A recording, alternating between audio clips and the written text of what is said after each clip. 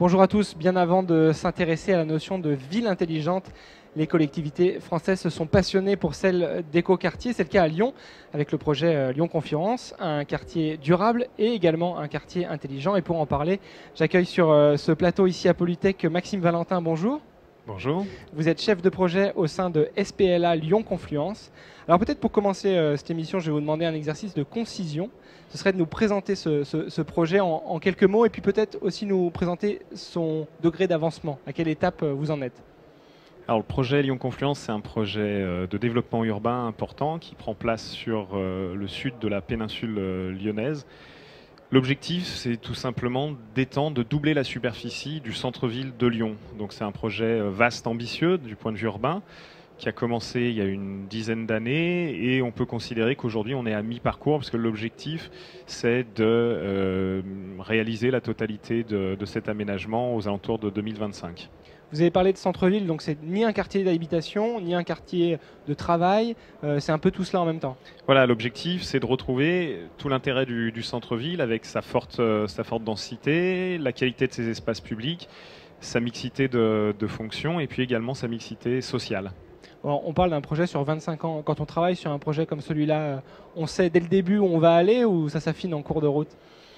D'abord, il faut lancer le projet, il faut convaincre, donc on y va par étapes. En l'occurrence, la SPL a lancé d'abord une première ZAC, qui est un outil de développement urbain côté Saône, donc qui a démarré au début des années 2000, qui est aujourd'hui sur le point d'aboutir.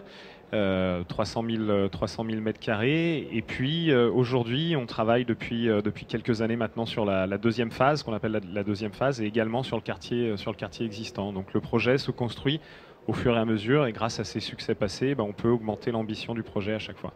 Alors dans cette construction, on arrive bientôt à 2014, on est en toute fin 2013. Je crois que l'un des aspects importants pour 2014, ce sera de travailler sur l'énergie positive.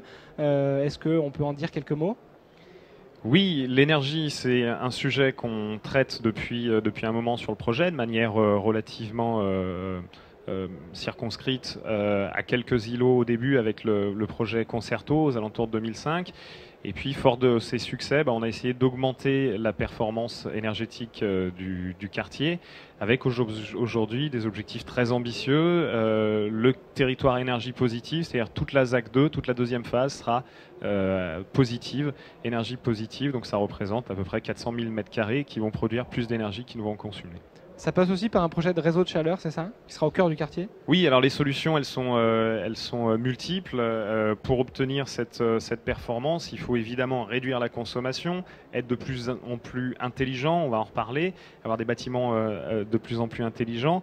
Et puis, il faut produire de l'énergie, en particulier de l'électricité. La solution qu'on souhaite adopter, c'est la construction d'un réseau de chaleur, alors qui va fournir de la chaleur au départ, grâce à de la biomasse, grâce à du bois, mais qui va parallèlement par cogénération, produire de l'électricité grâce à un processus de gazéification assez innovant.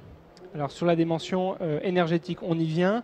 Un projet dans le projet qui s'appelle Lyon Smart Community. Là, on est clairement sur la notion d'intelligence. On fait le lien entre quartier durable et quartier intelligent. Est-ce que c'est déjà lancé et puis de quoi s'agit-il? Alors c'est d'abord un partenariat international avec l'UNEDO, qui est l'équivalent de l'ADEME au Japon, qui a identifié le projet comme étant le projet Lyon Confluence comme étant un projet porteur sur ces thématiques énergétiques et qui nous a proposé ce partenariat qui a été signé en 2011 et qui vise à développer quatre projets d'implantation de technologies très innovantes qui visent à réduire la consommation énergétique dans le bâtiment neuf, dans le bâtiment existant, mais aussi sur des questions de mobilité. À quoi ressemblent ces quatre projets?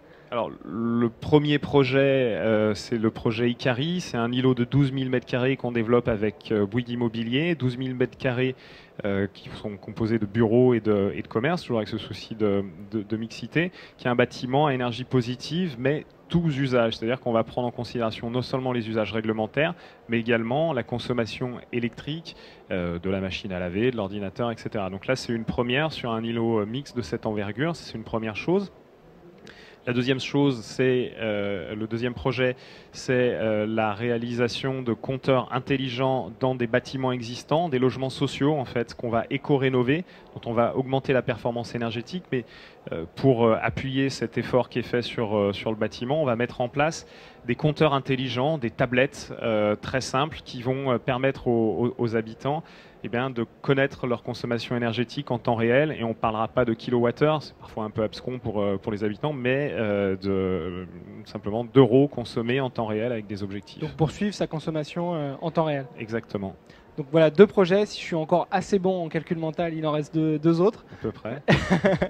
Donc 2 autres projets. Alors le troisième, c'est celui qui vise à changer les comportements vis-à-vis de la mobilité. Donc on a un parc de véhicules électriques, une trentaine de véhicules électriques qui vont être disséminés sur le territoire de Lyon-Confluence, qui sont avant toute chose destinés aux entreprises de Lyon-Confluence. Donc c'est une mutualisation en fait de parcs de véhicules électriques, de façon à ce que les habitants qui font l'effort de prendre les transports en commun puissent utiliser ces véhicules quand même pendant les transports en commun, j'entends pour leur transport quotidien, puissent utiliser des voitures électriques lors de leur déplacement journalier. La particularité, c'est que la production électrique, elle va se faire aussi localement.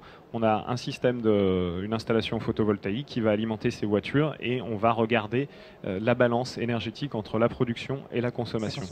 Et le dernier projet, c'est la liaison de ces trois premiers projets, ce qu'on appelle le Community Management System. Donc on va mettre en rapport ces projets, récupérer les données de production et de consommation. On va lier ça également à d'autres projets qui sont particulièrement performants sur Confluence, des projets d'éco-rénovation qui ont déjà eu lieu, comme Milky Way, ou des projets déjà réalisés qui produisent pas mal d'énergie, comme le siège des Phages par exemple. Au niveau énergétique, je vois qu'il y a beaucoup d'outils, même de suivi au quotidien presque de cette consommation. Est-ce que vous vous êtes fixé des objectifs? Est-ce qu'on peut raisonner comme ça à plus long terme ou pour l'instant, vous regardez un petit peu ça comme un laboratoire pour voir comment les choses avancent?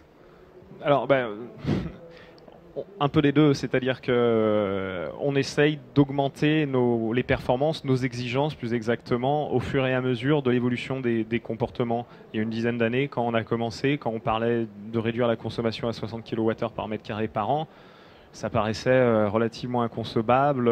À quel coût financier, avec quel parti pris architectural. Et puis aujourd'hui, on se rêve à imaginer le quartier énergie positive. Donc peut-être qu'on pourra aller encore plus loin. En tout cas, notre boulot, c'est de pousser un petit peu tout le monde et de faire évoluer les comportements. On arrive à la fin de cette interview. On va peut-être prendre un peu de hauteur sur une question un peu naïve, mais elle est importante. Est-ce qu'on vit dans le bonheur à Lyon-Confluence? Est-ce qu'on est heureux? C'est aussi un des objectifs d'un quartier comme celui-là. Alors c'est peut-être l'objectif le plus ambitieux en l'occurrence, mais la question de la qualité de vie est vraiment une question essentielle qu'on a placée avant toute chose, avant la question un peu technique de la consommation énergétique, qu'on a placée au cœur de notre démarche d'aménageur. En tant qu'aménageur, on crée des espaces publics, on participe à la création de bâtiments, et donc la qualité de vie dans les espaces publics, dans les bâtiments, sont vraiment des enjeux importants et qui sont le gage de la réussite de notre projet. On s'intéresse à la biodiversité, par exemple, dans les espaces publics ou dans les bâtiments, notamment sur la ZAC 2. Un des objectifs, c'est que chaque logement puisse avoir au minimum 2 heures d'ensoleillement le jour le plus court de l'année, le 21 décembre, puisse bénéficier de 2 heures d'ensoleillement direct. Voilà, c'est partie des grands objectifs qui participent de la qualité du projet Lyon-Confluence. Le soleil rend plus heureux au quotidien? Oui, évidemment, le soleil rend plus heureux, on consomme moins d'énergie, on a une meilleure santé, ça c'est prouvé. On travaille avec des spécialistes de la santé sur les questions de qualité de l'air, d'ensoleillement naturel, de ventilation naturelle. Tout ça participe de la bonne santé et de la qualité de vie. Bon, très bien. On vous souhaite alors beaucoup de bonheur à vous et à vos habitants et utilisateurs du quartier Lyon-Confluence. Je vous rappelle que ce Web TV Théma se prolonge avec 5 autres émissions à découvrir sur Cleantech République et chez nos confrères de La Tribune. Merci d'avoir suivi celle-ci. À bientôt. Au revoir.